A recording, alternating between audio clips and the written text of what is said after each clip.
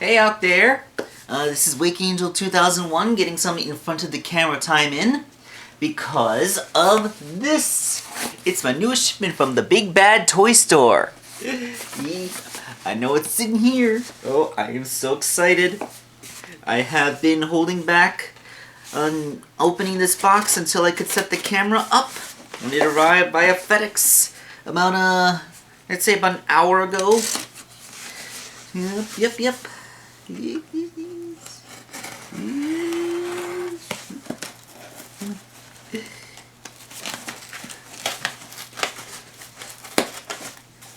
I'm gonna cut the tape, but I don't want to cut deep enough to damage what's inside. Precious cargo.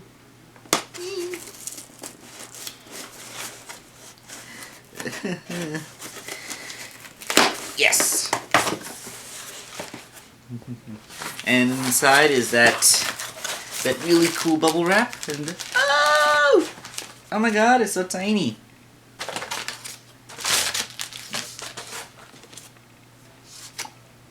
Big bad toy store card, but it is.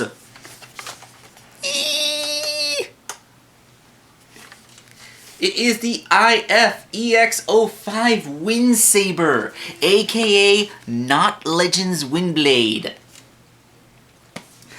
As you can see from the back of the packaging, she is intended to be an upgrade set for the Metroplex figure. You know, because Windblade is the city speaker who can speak to Titan-class Transformers. And this is much more in scale with the gigantic Metroplex toy than the deluxe size Windblade. Although technically, if you wanted to be truly in scale, she'd have to be the size of that tiny little Optimus that came with Stratosphere, but you know, you want a toy big enough that you can still play with it. And that's what this is. This is my very first third-party Transformer. And we are going to review her to see if this is a worthy, a worthy thing to bust that cherry.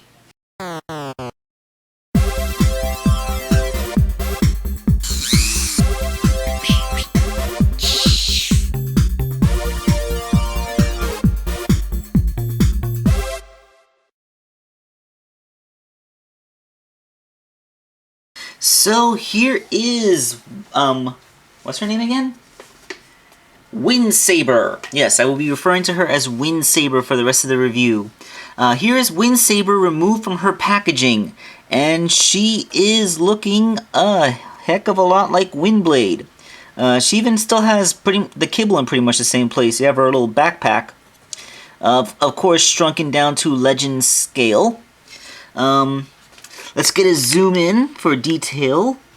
Her little face. There we go. Her little face is very Windblade. It's actually closer to the comic appearance than the official Windblade figure, since it's done up in white. Although they didn't quite do the little cheek makeup thing. But that's okay, because between you and me, I really don't like that look. I actually prefer the paint job they gave on the American release, at least for her face. I mean, overall, the Takara version is more accurate to the comic in terms of the way the body is painted, and I like that better. But I do like the American release version's face better. Although this is a great face. I like this paint job as well. She has no light piping, and her little head thingy is not removable as the deluxe toys is, but everything in there is very nicely sculpted and the paint job is solid. It looks really nice. Moving, you see she has little sculpted turbines. They are picked out in a very nice silver. They do not spin, but they do rotate on articulated points there, just like on the deluxe toy. Her sculpting is very sharp, and she actually looks pretty cool with the fins from the plane mode coming out of her legs like that. It makes her look more dangerous. Very Gundam-esque kind of. Reminds me of the Wing Gundam. Her sword is a loving homage to the sword the deluxe toy has, but it is just painted purple. It is not made out of translucent plastic. And the little turbine in the hilt is not picked out either.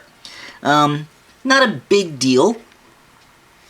And it is a compromised plastic. It is just flexible enough that you don't have to worry about accidentally snapping that very, very pointy little tip, but it is not in any way floppy, so you won't have to worry about it losing its shape.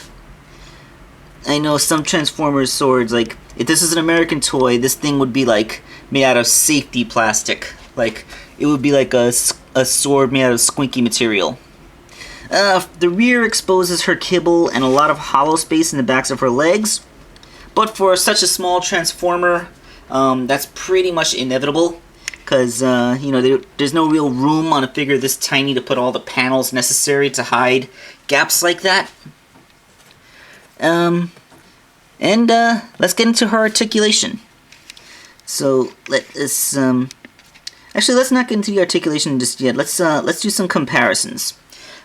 She is made to be in about the right scale to be a Legends figure.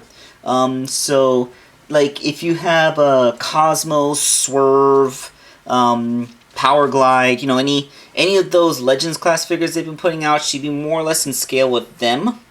And unfortunately, I don't have any modern Legends, so let's bring out what I have around. Here is a Cyberverse Legion figure. She's bigger than that. Here is a typical basic or scout size figure.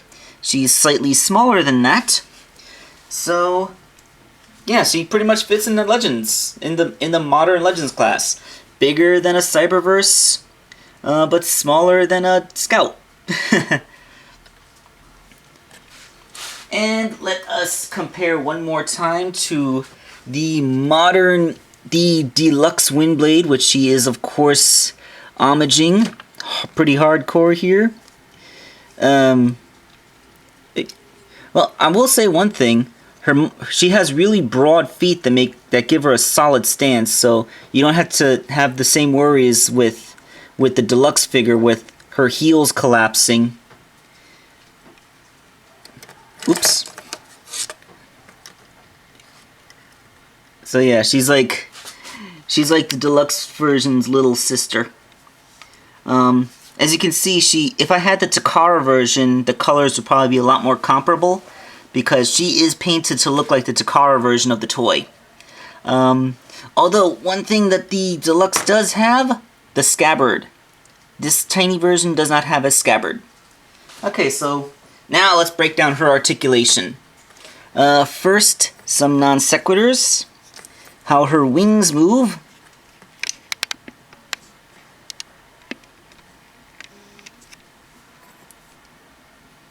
They go up and down. And they are actually, like, see, they're like geared together, so they move at the same time. And they can also fold back like this. The turbines, they rotate. They actually spin completely around in there.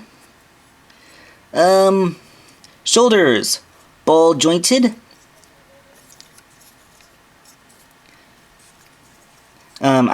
These little pegs on her wings can get slightly in the way, so I fold them back. Her arms can go all the way up like this. Although the sculpt of her shoulder pads does make some posing a little bit awkward, as the shoulder pads can clip into her backpack a little bit. But there are workarounds. You can do it.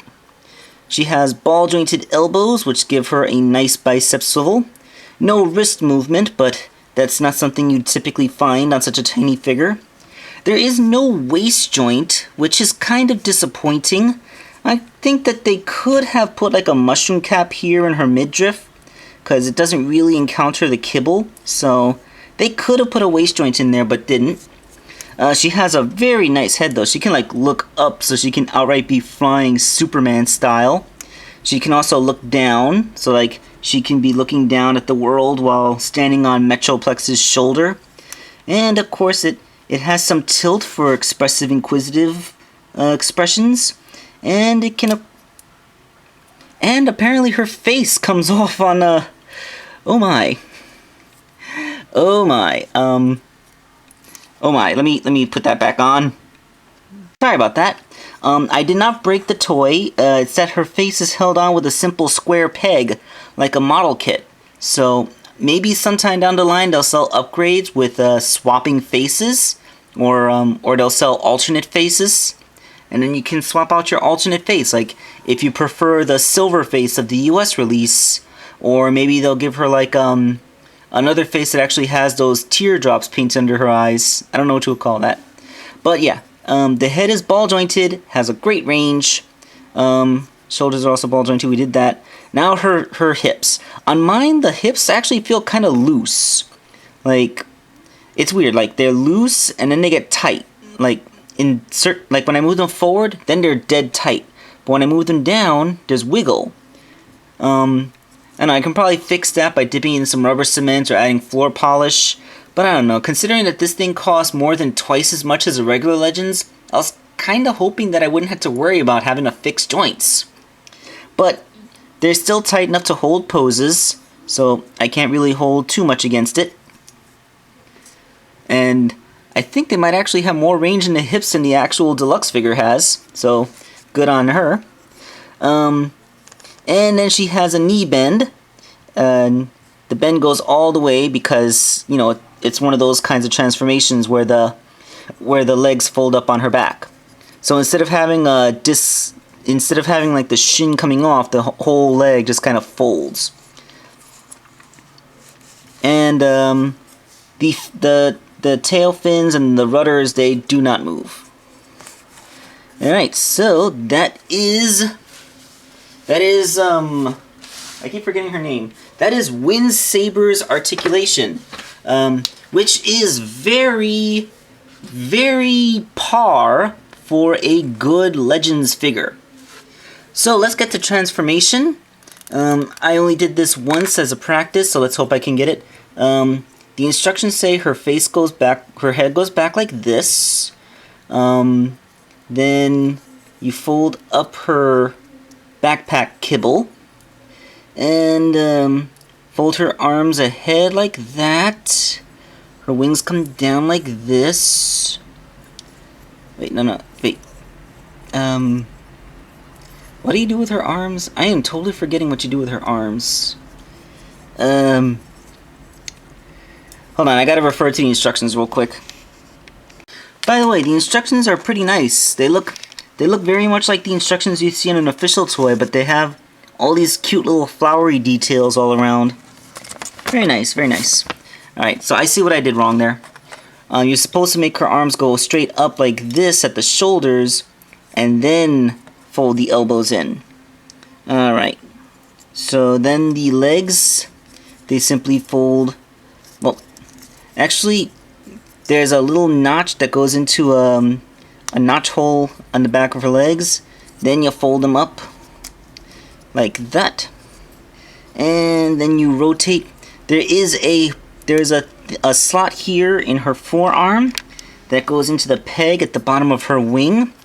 So you simply line up tab A to go into slot B.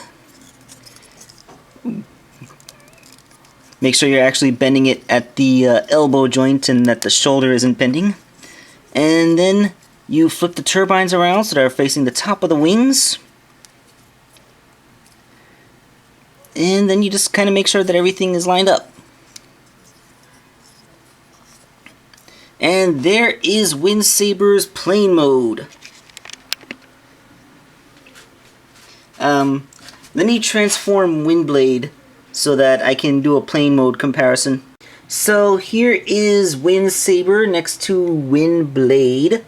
Once again, mine is not the Takara release, so she just looks very black in this mode, except for the red shins that really stand out. A little more red on those wings really would help make the legs blend in. I am a toy customizer. I really should repaint her myself, but I've just been so busy. Anyway, let's take a look at the Windsaber, and her plane mode looks a bit blockier. Her wings don't have that look, you know, that triangle shaped look. They look, I don't know, her hands are pretty obvious, kind of sticking out there, and the rear of the plane is just like a big block. Although, admittedly, it does not look as much like a pair of legs stuck on the back of a plane as it does on this. The cockpit's nice, but mine had a flub in the paint on the very nose cone. That is a bummer.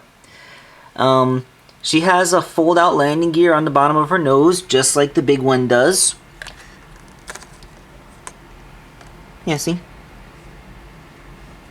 And she doesn't really have any rear landing gear sculpted in, though.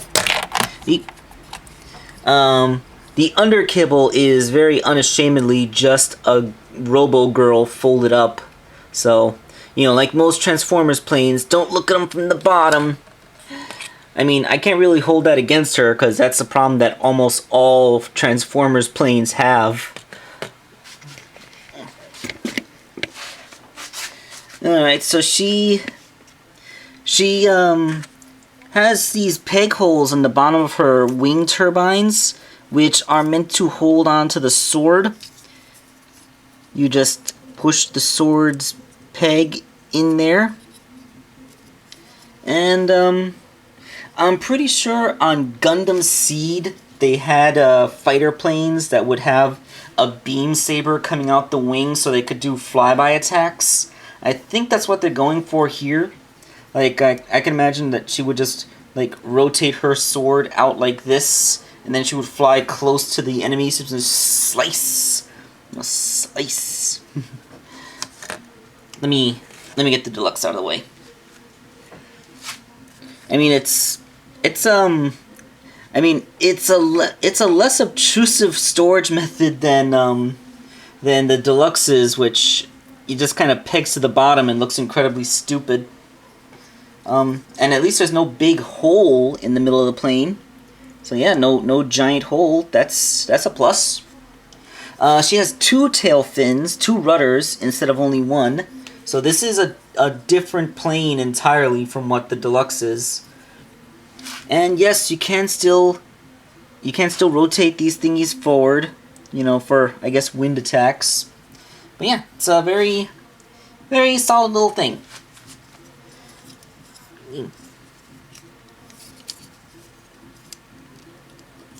Let me just... Okay, so... is she worth it? Well, as far as third-party Transformers go, she's relatively inexpensive. She costs $23, which is only a little more than twice as much as a regular Legends figure would cost. At least here in New York, where a Legends figure costs about $12, or $11 to $12, depending on where you're buying them from and when. She has her plastic feels really nice. It's a very good, solid feeling figure. Her sculpt and articulation are very, very beautiful. She has a great, very crisp paint job, except for that flub on the nose cone, which they really should have picked up. Her transformation is very nice, you know, for a Legends class. If you feel that if you want to just dip your toe into third-party Transformers and you want to get something that's not as wallet-raping as like a $60 deluxe or a combiner team that'll run you $500, I'd say that this is a pretty good way to get into the third-party Transformer thing without having to put too big of a money investment in. So, I really liked her. She came out very nice, and even though I don't have a Metroplex, I think she will very happily find a place in my collection. So, this is Wakeangel 2001, hoping that I have informed you well of my very first third-party Transformers purchase, and I will see you in my next video.